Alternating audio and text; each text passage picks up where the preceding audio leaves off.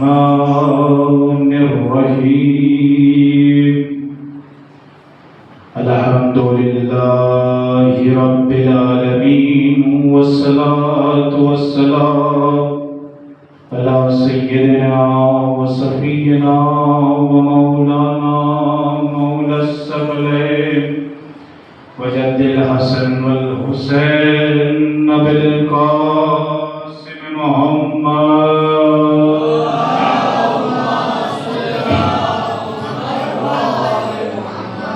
اللهم صل وسلم وزد وبارك على صاحب الدعوة النبوية والصولة الحيدرية والعصمة الفاطمية والحلم الحسنية والشجاعة الحسينية والعبادة السجادية والمأسر الباكرية والآثار الجعفرية والعلوم القاسمية والحجج الرضوية وجود التكوية النكابة النكبية والهبة العسكرية والغيبة الإلهية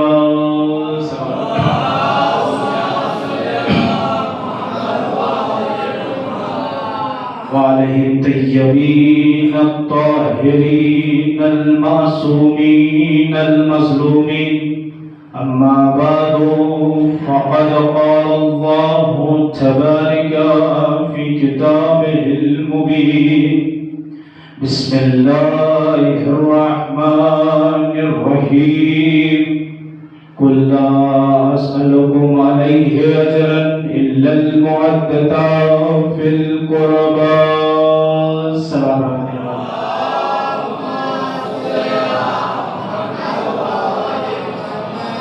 عزیزان گرامی برادر عزیز عشر محرم کی یہ پہلی مجلس اور دو چیزیں بیان کر دیتا ہوں کہ جس وقت کا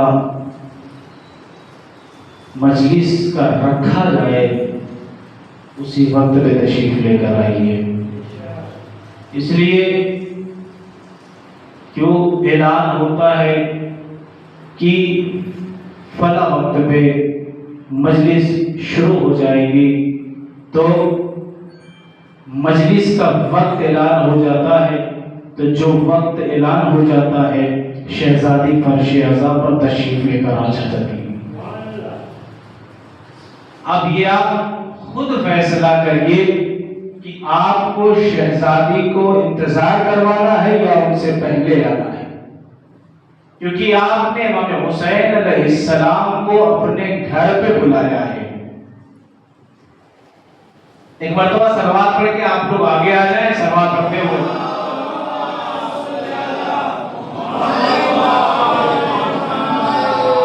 ایک مرتبہ اور صلوات پڑھیں مل جل کے محمد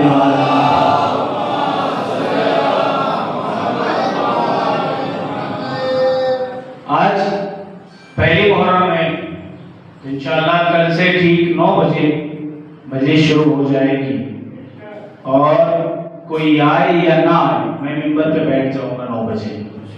میں وقت کا بہت پابند انسان ہوں، آج 1 گھنٹہ پورا لیٹ ہوا مجلس کا، کیونکہ 10 بجے 9 بجے کا اعلان تھا، 10 بج گیا۔ اب جوانوں سے توجہ چاہتا ہوں، کیونکہ یہ آگے کے آنے والے مستقبل ہیں، اور یہی ہمیں کیسا دین سیکھنا ہے، ان کے ذریعے ہی بچے جو آنے والے ہیں وہ سیکھیں گے۔ آج پہلی محرم کا دن ہے، اور میں یہیں سے آغاز کر رہا ہوں۔ تمہید المجلس ہے آج کی پہلی، کہ 8ویں امام حضرت امام رضا علیہ السلام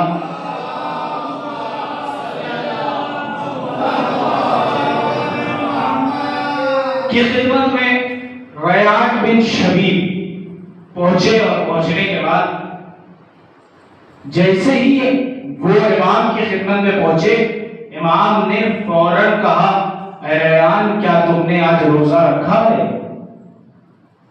ریان کیا تم نے روزہ رکھا ہے؟ کہ مولا روزہ؟ کہاں روزہ رکھا ہے؟ کہ مولا میں نے تو روزہ نہیں رکھا، کہ آج کے دن کے روزے کا بہت ثواب ہے، کیونکہ آج ہی کا دن وہ تھا کہ جب جناب زکریا نے اللہ کی بارگاہ میں روزہ رکھ کے دعا کی تھی کہ پالنے والے مجھے ایک بیٹا عطا کر دے، تو اللہ نے جناب زکریا کی دعا قبول کی اور جناب یحییٰ کو عطا کیا، جناب یحییٰ کو عطا کیا اللہ نے۔ تو اگر آپ کی دعا قبول نہ ہوتی ہو تو پہلی محرم وہ تاریخ ہے جس دن آپ روزہ رکھ کے دعا مانگیں گے، اللہ قبول کرے گا، اسی لیے کہ زکریا کی جب دعا قبول ہو سکتی ہے تو ہم تو ان کے جو ہے ماننے والے ہیں، ہماری دعا ضرور قبول ہوگی۔ اور اس کے بعد امام نے ایک جملہ کہا، بہت جلدی میں آپ تک باتیں پہنچا رہا ہوں، انشاءاللہ میں بہت دیر تک پڑھنے کا عادی نہیں ہوں، کم وقت میں زیادہ باتیں پہنچا دوں گا انشاءاللہ۔ آپ سنیے کہ جب امام ایک مرتبہ امام نے ریان بن شبیب سے کہا کہ مجھے ڈر ہے کہیں تم لوگ محرم کو غدیر کی طرح نہ بھلا دینا، غدیر کی طرح نہ بھلا دینا۔ اچھا یہ بتائیے کیا ہم لوگ غدیر کو بھلا کے بیٹھے ہیں؟ اور امام کہہ رہے ہیں کہ اے ریان مجھے ڈر ہے کہ تم لوگ جو ہے کہیں کبھی غدیر کی طرح جو ہے محرم کو نہ بھلا دینا۔ ہم لوگ عید غدیر ہے، بغیر اس عید کے ہم لوگ کا جو ہے ایمان مکمل نہیں ہوتا ہے، عید اکبر ہے، جشن ہوتا ہے، سب کچھ ہوتا ہے، نیا لباس پہنا جاتا ہے، ہم لوگ جو ہے محفلیں کرتے ہیں، جشن کرتے ہیں، لیکن امام کیوں کہہ رہے ہیں، امام کیوں کہہ رہے ہیں کہ اے ریان مجھے ڈر ہے کہ تم لوگ جو ہے غدیر کی طرح کہیں محرم کو فراموش نہ کر دینا؟ تو کچھ تو بات ضرور ہے کہ امام کہہ رہے ہیں ہم لوگ اب یہاں پہ یا تو آپ صحیح ہیں یا تو امام صحیح ہیں۔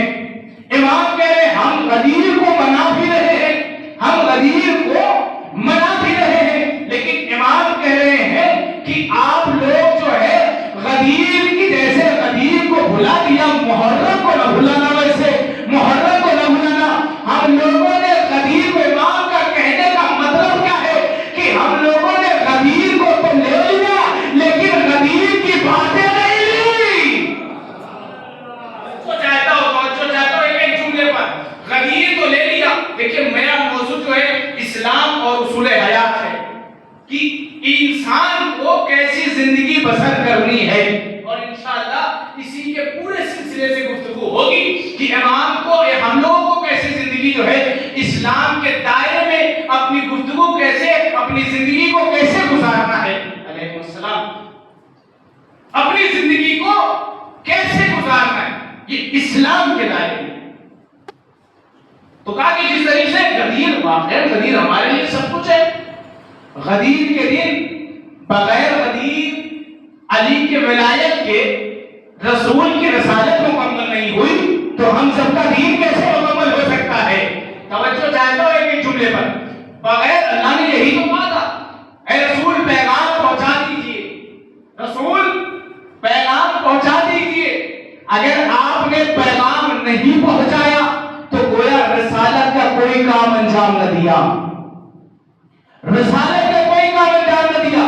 توجہ چاہتا ہوں، رسالت کا اللہ رسول سے کہہ رہا ہے، اس سے کہہ رہا ہے جسے کبھی حبیب کہا، کبھی مزمل کہا، کبھی طہا کہا، کہ رحمان کہا، اتنے القاباتوں سے اللہ نے نوازا جسے، اسے سخت لہجے میں کہہ رہا ہے کہ اگر اس پیغام کو نہ پہنچایا تو گویا رسالت کا کوئی کام انجام نہ دیا۔ جملہ پلٹ کے کہہ دوں، آدم آئے اور آدم آنے کے بعد یہی تو پہچانایا کہ احمد نام کا نبی آئے گا۔ اللہ نے کتنا انتظام کیا ہے محمد کو زمین پہ بھیجنے کے لیے، آدم کو خلق کیا، آدم نے یہی کہا احمد نام کا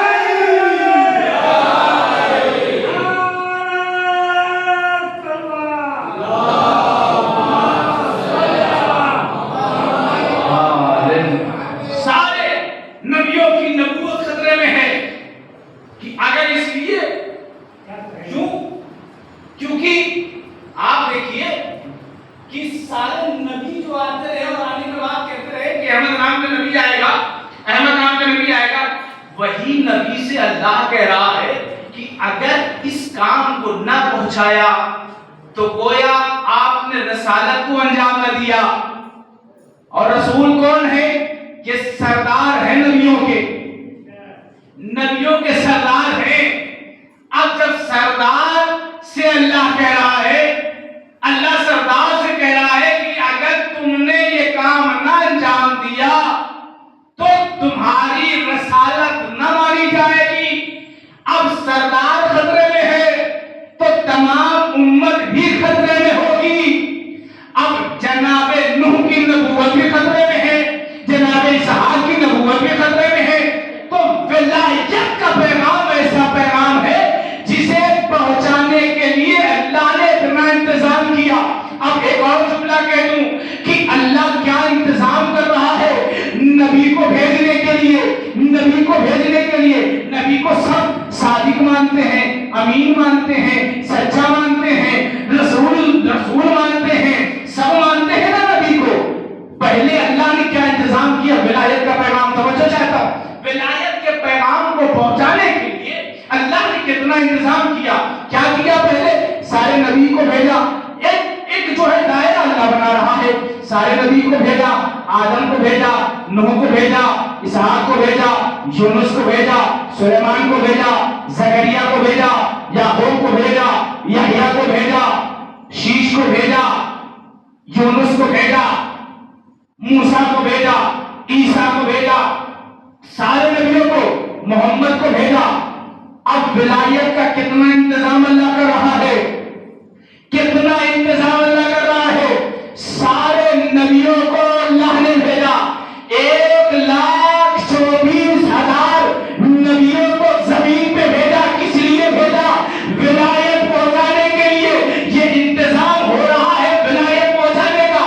ہم تک ولایت جو پہنچی ہے تمام نبیوں کو اللہ نے بھیجا کہ ولایت پہنچا دو. تو جملہ کہہ دو یہاں پہ کہ اللہ نے سارے نبیوں کو جو بھیجا ہے وہ علی کی وجہ سے بھیجا. سارے نبیوں. اب جو لوگ یہ کہتے ہیں کہ ہم لوگ علی کی ولایت کو چھوڑ کر ہم جنت میں چلے جائیں گے، تو وہ اسی طریقے سے ہے کہ جس طریقے سے کسی چھت پہ چڑھنا ہو اور بغیر سیڑھی کے چڑھ جاؤ.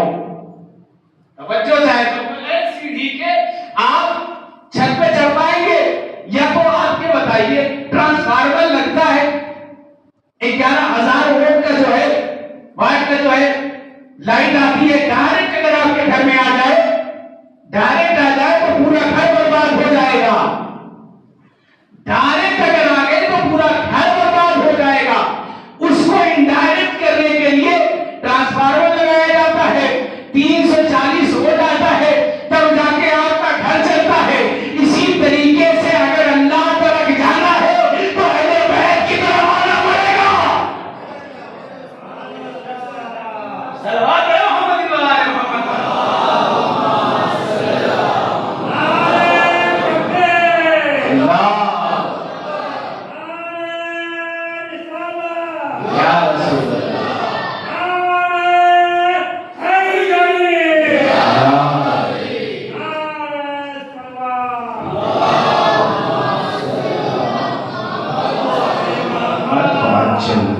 بغیر اس کے آپ نجات نہیں پا سکتے، بغیر اہل بیت کے.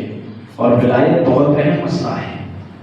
لوگ کہتے ہیں کہ ہمیں صرف جو ہے صرف اللہ کی طرف جانا ہے، اللہ کے علاوہ کوئی نہیں ہے، اللہ کے علاوہ کوئی نہیں ہے. انشاءاللہ کل توحید کی بحث شروع ہوگا کہ توحید کیسے پہچانا. امام نے کیا بتایا ہے؟ گناہ کبیرہ میں 7 چیزیں ایسی بتائی ہے، گناہ کبیرہ نہیں جسے گناہ اکبر کہا جاتا ہے. انشاءاللہ کل بتاؤں گا کیا چیزیں ہیں یہ 7 چیزیں. آپ اس کے بعد توحید تک پہنچنا پڑے گا آپ کو کہ توحید کو پہنچنے کے لیے کس کی ضرورت ہے، توحید تک پہنچنے کے لیے کس کی ضرورت ہے. اب اللہ نے لوگ ہیں ہمیں صرف اللہ کافی ہے، نماز پڑھ لیتے ہیں، روزہ رکھ لیتے ہیں، حج بھی کر لیتے ہیں، سب کچھ کر لیتے ہیں، اہل بیت کو نہیں مانتے ہیں.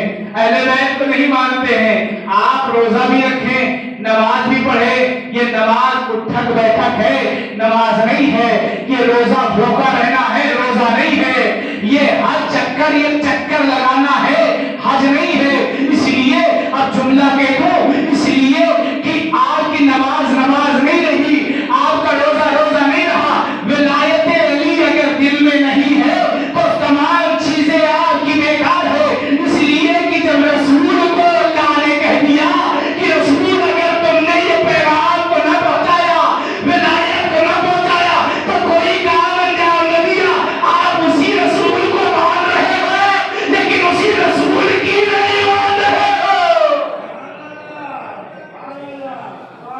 رسول کو تو مان رہے ہو لیکن رسول کی نہیں مان رہے ہو. تو ولایت, امام نے کہا جس طریقے سے تم نے غدیر کو بھلا دیا, میں نہیں چاہتا کہ تم جو ہے محرم کو بھلا دو. اور امام کا حسین علیہ السلام کا کام بہت بڑا واقعی. اس کے بعد امام نے ریان بن شبیب سے کہا, ریان بن شبیب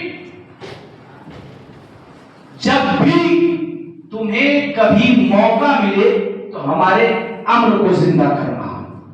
تیسری بات, اور یہیں سے ختم کر دوں گا انشاءاللہ مجلس, جب بھی تمہیں موقع ملے تو ہمارے امر کو زندہ کرنا. جب بھی تمہیں بولنے کا موقع ملے تو ہمارے امر کو زندہ کرنا. ہمارا کام ہے یہاں سے پیغام پہنچا دینا. میں مجلس پڑھ رہا ہوں, روز قیامت شہزادی کے سامنے پیش کیا جاؤں گا کہ تمہیں اتنا بڑا مجمع ملا اور تم نے کیا پہنچایا لوگوں تک.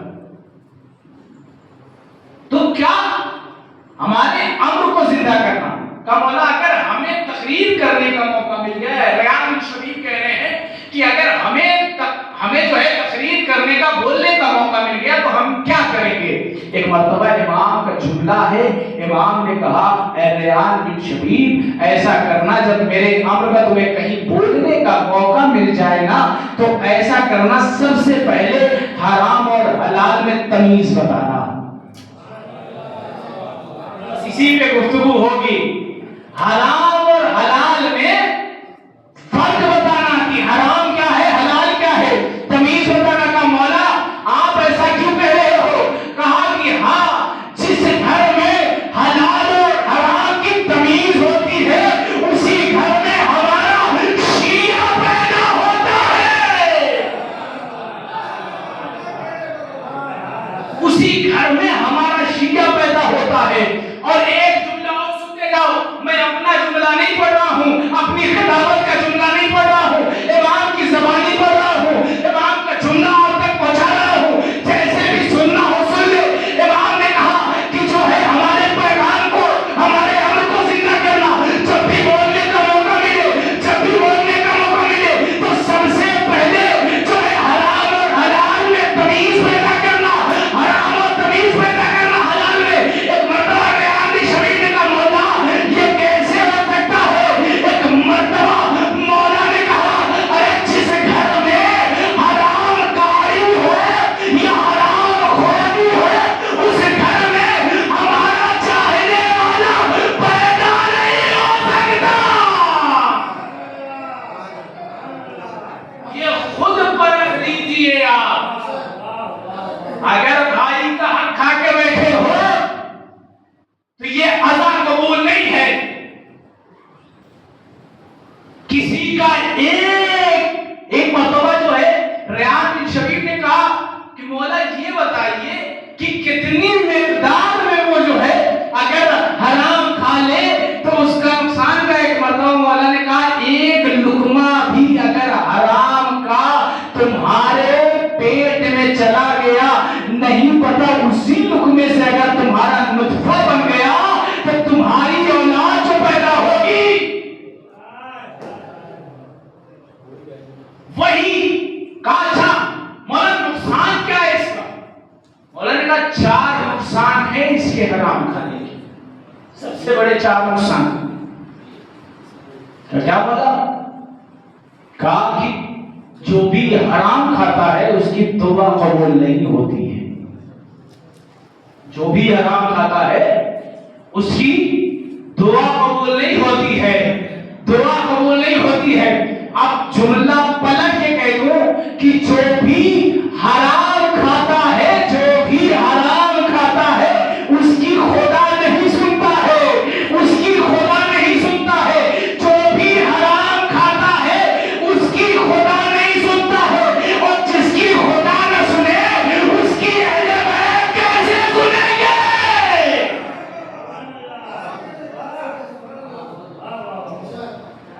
جس کی خدا نہ سنے اس کے اہل بیت کیسے سنیں گے؟ جو بھی دعا قبول نہیں ہوتی۔ مثال دے دو، ایک ظالم بادشاہ، بہت بڑا ظالم بادشاہ، اور وہ اپنی امت پہ جب بھی ظلم کرتا تھا تو امت والے ہاتھ کو بلند کرتے تھے، خدا سے دعا کرتے تھے، اس کا ظلم جو ہے ضائع ہو جاتا تھا۔ یہ بڑا پریشان تھا، یہ بڑا پریشان تھا کہ میں ظلم کر رہا ہوں لیکن امت والے دعا کر لے رہے ہیں اور ہمارا ظلم جو ہے بیکار چلا جا رہا ہے، ہمارا ظلم جو ہے بیکار چلا جا رہا ہے۔ ایک مرتبہ سپاہی کو بلایا، بلانے کے بعد وزیر کو بلایا، کہا کہ ایسا کیا ہے کہ ہم ظلم کرتے ہیں، یہ قوم دعا کرتی ہے، ہمارا ظلم بیکار ہو جاتا ہے، ہمارا ظلم بیکار ہو جاتا ہے۔ ارے وزیر نے کہا بادشاہ یہ قوم جو ہے حلال خورت ہے، اسی لیے جب ہاتھ کو بلند کرتی ہے تو خدا دعا کو قبول کر لیتا ہے۔ تو خدا جو ہے دعا کو قبول کر لیتا ہے۔ یہ قوم وہ قوم ہے جو حلال خورت۔ اچھا اب کیا کیا جائے کہ کیسے ان پر ظلم کیا جائے؟ وزیر نے کہا بادشاہ ایک دن اپنے یہاں دعوت کر دو، ایک دن اپنے یہاں دعوت کر دو۔ کہا اچھا اس سے کیا ہوگا؟ کہا آپ کرو تو دعوت، یعنی معلوم چلا کہ ہر کسی کی دعوت بھی قبول نہیں کرنی چاہیے، ہر کسی کی دعوت بھی قبول نہیں کرنی چاہیے۔ یہ جوان بڑے خاموش بیٹھے ہوئے، اگر چاہیں تو کل سے خندق اور خیبر بھی پڑھ دو، ایک سلوات ہے محمد محمد پر۔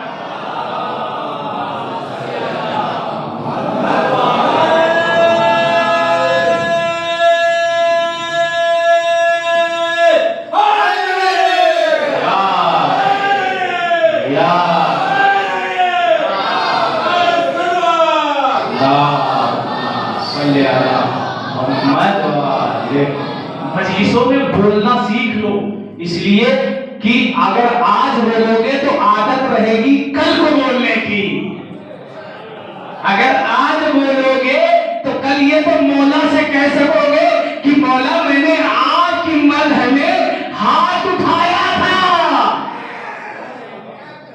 یہ تو کہہ سکتے ہو میرا کام ہے پڑھنا، میں پڑھ کے چلا جاؤں۔ اور واقعاً ذاکر جب تک پبلک اس سے متصل نہیں ہوتی اس کو بھی مزہ نہیں آتا پڑھنے میں۔ ایک سلوات ہے جو کہ محمد وآلہ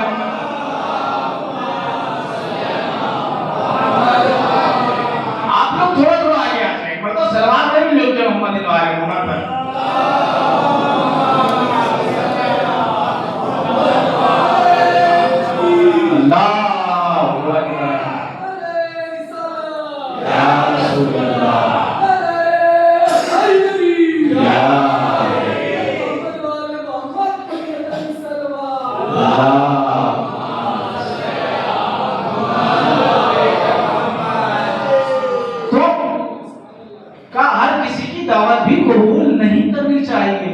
دیکھنا چاہیے کہ یہ جو مال کما رہا ہے وہ آ کہاں سے رہا ہے، یہ جو کما رہا ہے وہ آ کہاں سے رہا ہے۔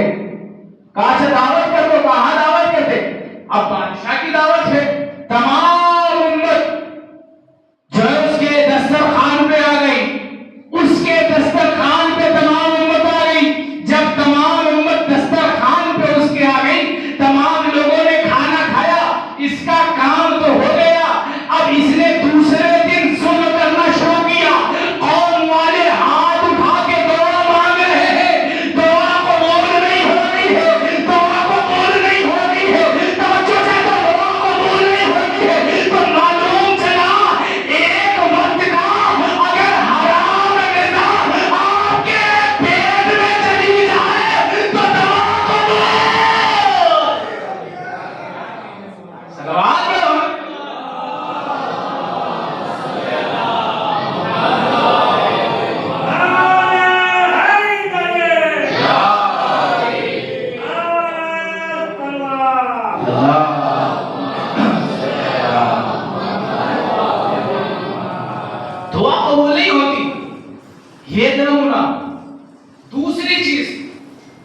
میں نے آج سوچا تھا کہ حرام اور حلال دونوں پڑھ دوں گا، اگر آپ مانتے ہیں تو پڑھ دو، ایک مرتبہ صلوات پڑھو محمد والا۔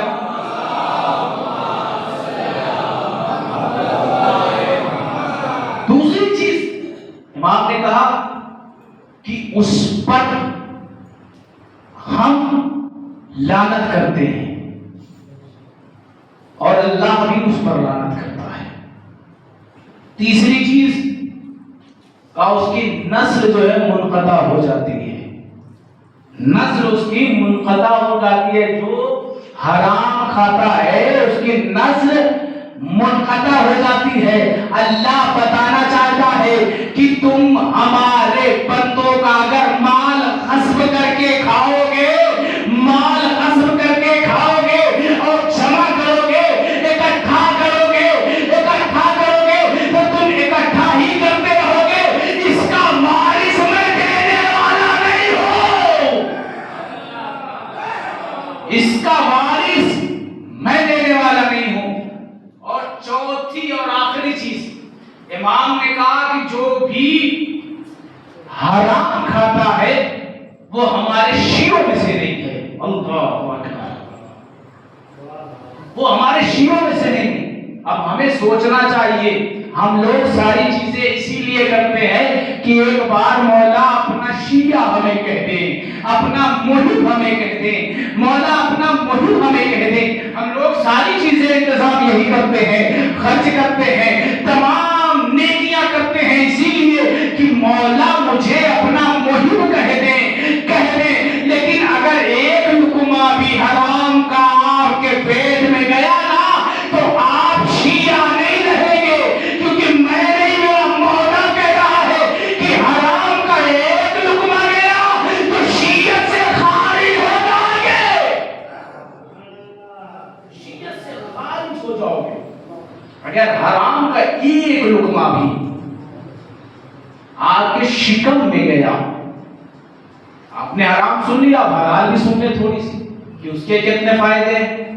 حرام کے نقصان تو سنیں، حلال کے فائدے سن لیں۔ اور ایک متقی پرہیزگار جب انسان بن جاتا ہے تو اللہ اسے کیا کیا عطا کرتا ہے۔ ابو ذر نام سنا ہوگا آپ نے، وہ ابو ذر نہیں جناب ابو ذر غفاری، یہ دوسرے ابو ذر ہیں۔ یہ ابو ذر ایک کسان تھے، اردبیل کے رہنے والے تھے۔ مقدس اردبیلی کا نام سنا ہے آپ نے؟ بہت مشہور عالم دین مقدس اردبیلی، جس سے امام زمانہ خود ملاقات کرتے ہیں بار بار آ کر۔ صلی اللہ انہی کے والد ابو ذر ہیں۔ جناب ابو ذر کسان ہیں، اور پہلے گاؤں گھر میں یہی ہوتا تھا کہ کسانی کے لیے صبح صبح کھیت میں نکل جاتے تھے، بعد میں جو ہے کھانا لے کر گھر والے پہنچتے تھے تو وہیں کھیت میں کھا لیا جاتا تھا کھانا۔ ہم نے اپنے بچپن میں بھی دیکھا ہے یہ چیزیں۔ تو یہ نکلے، اب وہاں پہ جانے کے بعد کام کرنے لگے، صبح صبح نکل گئے تھے، کھانا ان کا نہیں آیا، انہیں بہت تیز بھوک لگی ہوئی تھی۔ اب تو پائپ چل گیا ہے پانی جانے کے لیے، پہلے وہ نرہا ہوتا تھا، اسی سے پانی زیادہ تھا، تو انہوں نے سوچا کہ پیاس سے ہی بھوک کو بجھا لیا جائے۔ وہ نرے کے پاس پہنچنے کے بعد پانی پینا شروع کیا تو اتنے میں کیا دیکھا کہ ایک سیب بہتا ہوا چلا آ رہا ہے، ایک سیب بہتا ہوا چلا آ رہا ہے۔ انہیں بھوک لگی تھی، انہوں نے سیب کو اٹھایا اور کھا لیا۔ جب سیب کھا چکے، جب پیٹ بھر گیا، تب انہیں خیال آیا کہ یہ سیب جو میں نے کھایا تھا اس کے مالک کی اجازت ہے کہ نہیں ہے۔ یہ متقی پرہیزگار، دیکھیے اللہ جب کوئی متقی اور پرہیزگار ہوتا ہے تو اللہ اسے کیا کیا چیزیں عطا کرتا ہے۔ توجہ چاہتا ہوں، کچھ دیر تک خاموشی رہے گی لیکن سن لیے گا کیونکہ بہت ضروری ہے یہ پیغام پہنچانا۔ اب انہیں جب یہ خیال آیا تو انہیں اب جس سمت سے جو ہے سیب بہتا ہوا آیا تھا اسی سمت तीसरे गेट को, चौथे गेट को, जब पांचवें गेट पर पहुंचे तो क्या देखा? वो सेब का बाग था पूरा। फिर भी ये यकीन नहीं है कि सेब का बाग है, नहीं पता इसी में से गिरा हो कि न गिरा हो। जब थोड़ी दूर और आगे बढ़े तो क्या देखा? उसी सेब की बाग में एक पेड़ की टहनी जो है उस नहर की तरह गिरी हुई थी और उसमें सेब कुछ लगे हुए थे। इन्हें यकीन हो गया यहीं से टूट के निकला है। अब ये पता लगाना शुरू कर दिया कि ये बाग किसका है। पता चला कि फला इतने फला का बाग है। उसके घर पे पहुंचे, दखलबाज किया। घर वाले ने दरवाजे को खोला कर क्या हुआ? इन्होंने पूरा वाकया बताया। मैं बहुत जल्दी जल्दी पढ़ रहा हूं। इन्होंने पूरा वाकया बताया। कहा मैं बस वो सेब माफ करवाने के लिए आया हूं, वो सेब माफ करवाने के लिए आया हूं।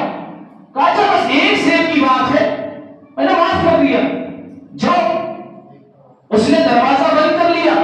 उसने सोचा कि ये इतना मुत्तकी और परहेजगार है कि एक सेब, और इसे पता भी नहीं था वो टूट के गया था, उसको माफ करवाने के लिए मेरे पास आया। इसने दरवाजा खोला। अभी अबू जर चंद कदम आगे बढ़े थे कि पीछे से इसने आवाज दिया, कहा कि रुको, ये जो बाग है ये मेरे वालिद साहब की है और मेरे वालिद साहब ने, और हम दो भाई हैं, मेरे वालिद साहब ने हम दोनों भाइयों के नाम ये बाग को किया है। अब इसमें दोनों भाइयों का हिस्सा है। आधा सेब तो मैंने माफ कर दिया, आधा आपको मेरे भाई से माफ करवाना होगा। कहा अच्छा ये बताओ आपके भाई कहां रहते हैं? आपके भाई कहां रहते हैं? यही बगल में रहते होंगे, इनसे भी माफी करवा लेते। कहा नहीं मेरे भाई यहां नहीं रहते, मेरे भाई नजफ में रहते हैं। तवज्जो चाहता हूं, ये इंतजाम कितना बड़ा इंतजाम हो रहा है कि मेरे भाई नजफ में रहते हैं। कहा अच्छा नजफ में रहते हैं। अब के दौर में जो है बहुत आसानियां हो गई ज़ियारत के लिए, पहले इतनी आसानियां नहीं थी। साल साल भर में एक एक काफिला जाता था। जब ये एक काफिले वाले के पास पहुंचे और पहुंचने के बाद कहा कि जब भी तुम दूसरा काफिला लेके जाना तो सबसे पहले मेरा नाम लिख लो, सबसे पहले मेरा नाम लिख लो, मैं भी जाना चाहता हूं। कहा अच्छा। 3 या 4 महीने के बाद ये काफिला गया। तमाम लोग नजफ पहुंचे और पहुंचने के बाद मौला के दर की तरफ बढ़े और ये अबूजर भागा इसकी तरफ, अबूजर भागा इसकी तरफ। उसके साथ एक आदमी था अबूजर के। कहा किधर जा रहे हो?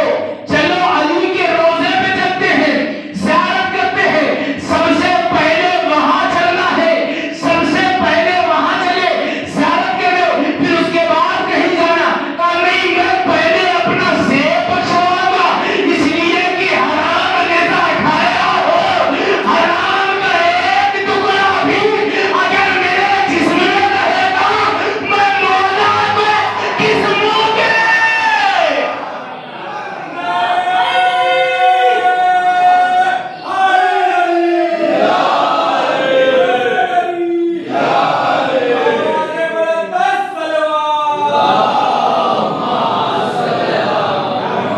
मौला के सामने। यानी मालूम चला कि ज़ियारत उसी की कबूल होती है जो हलाल माल खा के जाता है, हलाल माल खा के जाता है। दुनिया में ग़स्ब करते रहो, दूसरे का माल लूटते रहो और ज़ियारत पे ज़ियारत करते रहो, वो ज़ियारत कबूल नहीं होने वाली। बात है मोहम्मद इमाम।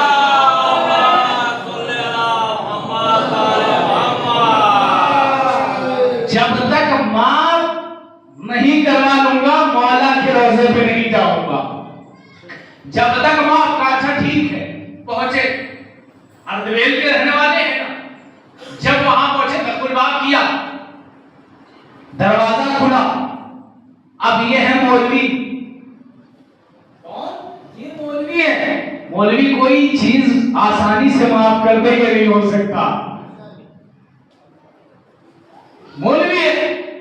जब पहुंचे दखलबाग किया, जब ये देखा कौन? कार्दवेल से आए। جب کوئی پردیس میں ہوتا ہے اور گاؤں والا کوئی آ جاتا ہے تو پہلے بیٹھ کے اسے پوچھتا ہے کہ ہمارے پڑوسی کیسے ہیں، ہمارے گھر والے کیسے ہیں، ہمارے سب کچھ اس نے جو ہے پوچھنا شروع کر دیا. یہ بتا رہے ہیں ٹھیک ہے ٹھیک ہے ٹھیک ہے. اب کیسے یہ بھولنے کا موقع تو ملے. کہا اچھا یہ بتائیے کس لیے آئے ہیں. انہوں نے پوری داستان کو دہرایا، انہوں نے پوری داستان کو دہرایا.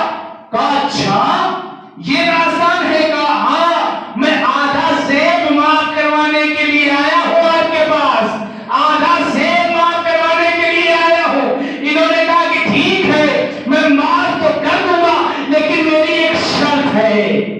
میں معاف تو کر دوں گا، بس دو فکرے فضائل کو اس کے بعد رکھتے مسائل.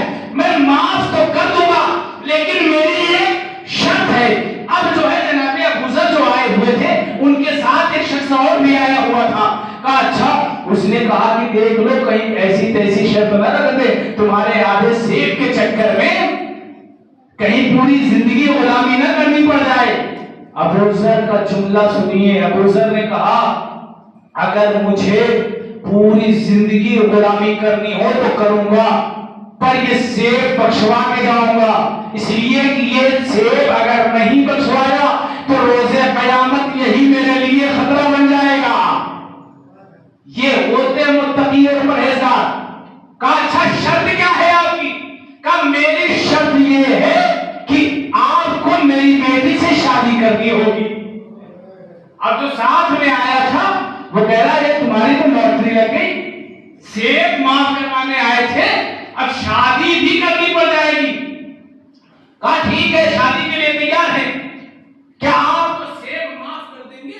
کہا ہاں معاف کر دیں گے شادی کے لیے، لیکن ایک بات کا خیال رکھنا میری بیٹی جو ہے وہ گونگی ہے، میری بیٹی جو ہے وہ گونگی ہے. اب وہ جو بغل والا ہے وہ کہہ رہا گونگی ہے، کوئی تو ماجرا ضرور ہے. اب ایک ایک راز تو کھل رہا ہے. آج کے دور میں لوگوں کو گونگی ہی عورت چاہیے، کچھ نہ بولے کچھ نہ بولے یہی تو چاہیے. کہاں گونگی ہے؟ کہا اچھا میں تیار ہوں شادی کرنے کے لیے. کہا ایک اور عیب ہے. کہا کیا ہے؟ کہا کالی ہے. سب کچھ تو برداشت ہو جاتا ہے لیکن کالی برداشت نہیں ہوتا. کہا کالی ہے. کہا معاف کر دو گے؟ کہا ہاں. کہا ٹھیک ہے قبول ہے. کہا اندھی بھی ہے. کہا معاف کر دو گے؟ کہا ہاں. کہا جو ہے اس کے چہرے پہ جو ہے چیچک کے نشان بھی ہے. کہا سیب معاف کر رہے ہو؟ کہا ہاں کر دوں گا.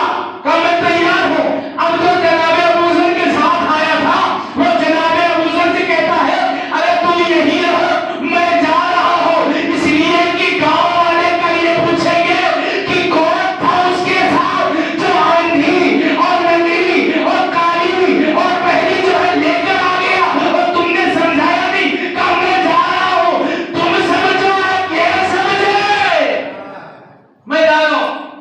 کہا ایک اور عیب ہے. کہا بتا دو کون سا عیب ہے؟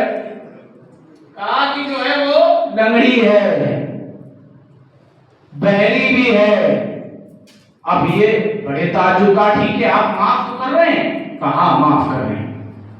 کہا ٹھیک ہے میں تیار ہوں شادی ہو گئی. بس آخری فکرہ اس کا شادی ہو گئی. یہ حجرے میں پہنچے بیوی کے. جیسے ہی حجرے میں بیوی کے پہنچے فوراً وہاں سے دوڑتے ہوئے نکلے. ان کا سر جو ہے دیوار میں ٹکرایا اور ان کا سر جو ہے ان کے سر سے خون نکلنے لگا. جب خون نکلنے لگا بھاگتے ہوئے دوڑتے ہوئے یہ پہنچے اس مولوی کے پاس. ایک مرتبہ اس نے باپ نے پوچھا کیا ہوا، کیوں اتنا گھبرائے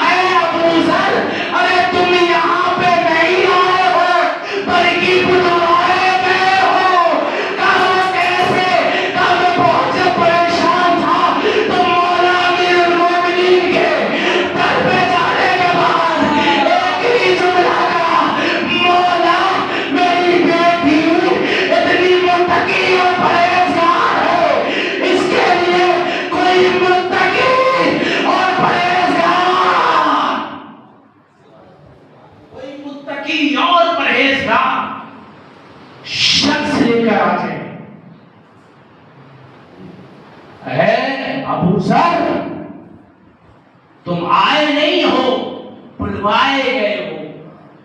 آئے نہیں ہو، بلوائے گئے ہو. سلوات محمد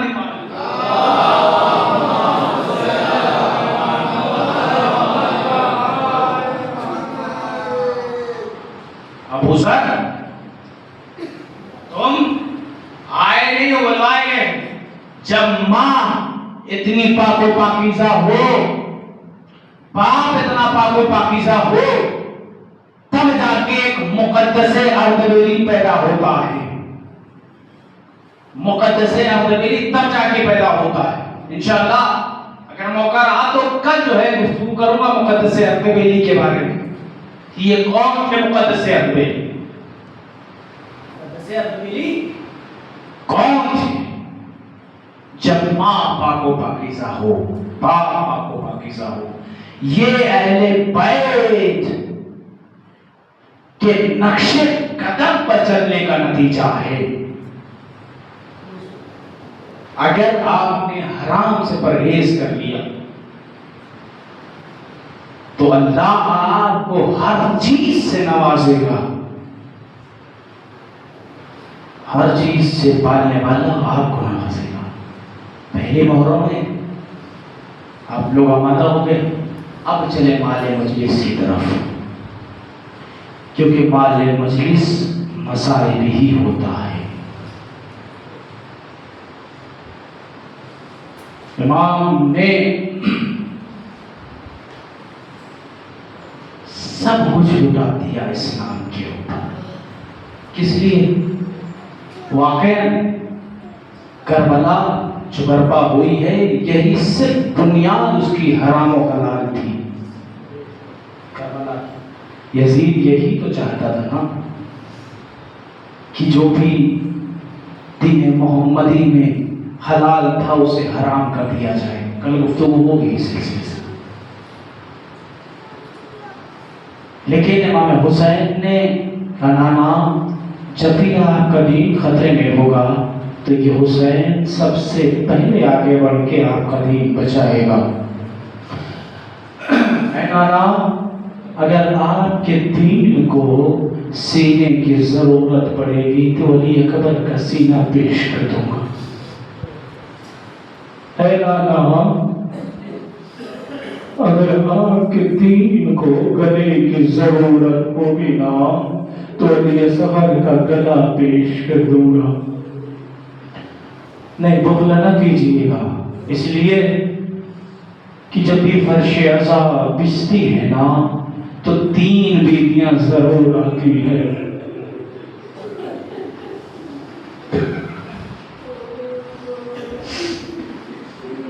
3 بیویاں ضرور آتی ہے. ارے ایک بیوی وہ جنت البقیع سے ٹوٹی ہوئی پسلیاں پکڑے ہوئے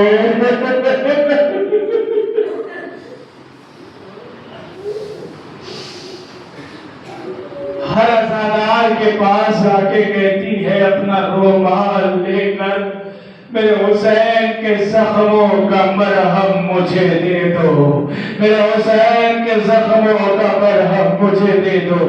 ارے ایک بیوی، ارے 2 بیوی شام سے آتی ہے. ایک بہن زینب، حسین کی بہن زینب، اور حسین کی 4 سالہ بچی ارے سکینہ آتی ہے. جب آپ دہاڑے مار کے روتے ہو نا، گریا کرتے ہو نا، تو سکینہ کہتی ہے اے پھوپھی اماں یہ کون لوگ ہیں جو میرے بابا پہ گریا کر رہے ہیں.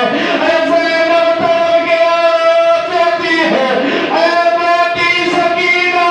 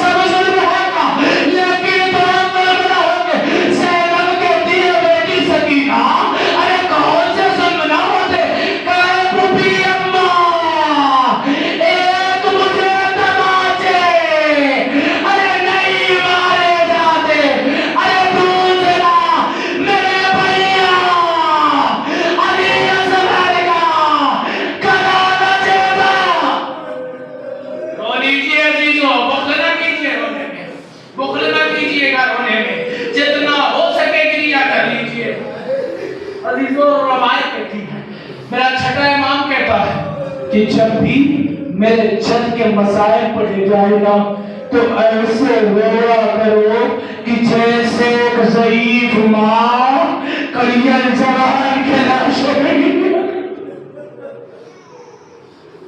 تھکے نا آپ روتے ہوئے، ابھی چند منٹ نہیں ہوئے تھکے آپ کو روتے ہوئے، آپ کی آنکھیں خشک ہو گئی، لیکن سید سجاد سے پوچھو اے باج کربلا 35 سال میرا امام ارے خون کے آنسو روتا رہا،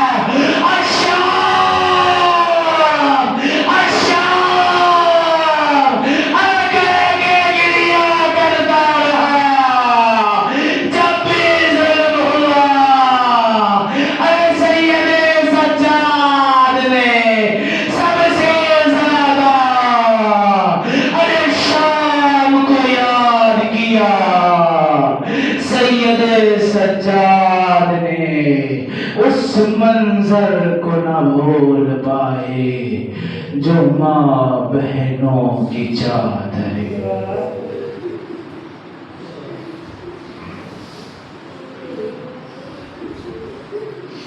اِنَّا لِلَّهِ وَإِنَّا إِلَيْهِ راجعون۔ رضم بقضاحی تسلیماً مرے، اے پالنے والے تجھے اپنے اتنے پاک جدا معصومین کا واسطہ کہ جہاں جہاں پہ شیعہ حیدر کرار ہیں ان کی جان مال عزت و آبرو کی حفاظت فرما، جو بھی پریشانان ہیں ان کی پریشانیوں کو دور فرما، جو بھی مقروض ہیں ان کے قرض کو جلد سے جلد ادا کرنے کی توفیق عنایت فرما۔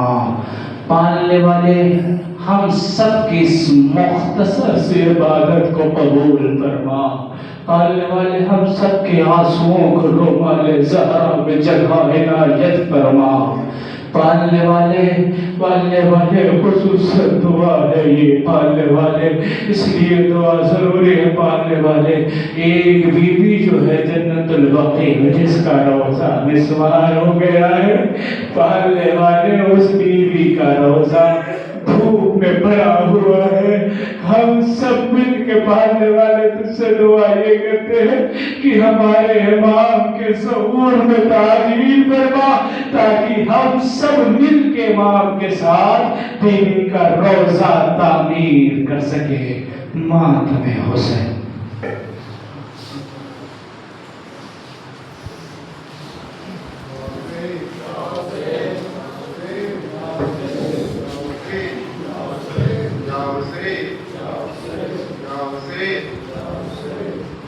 See?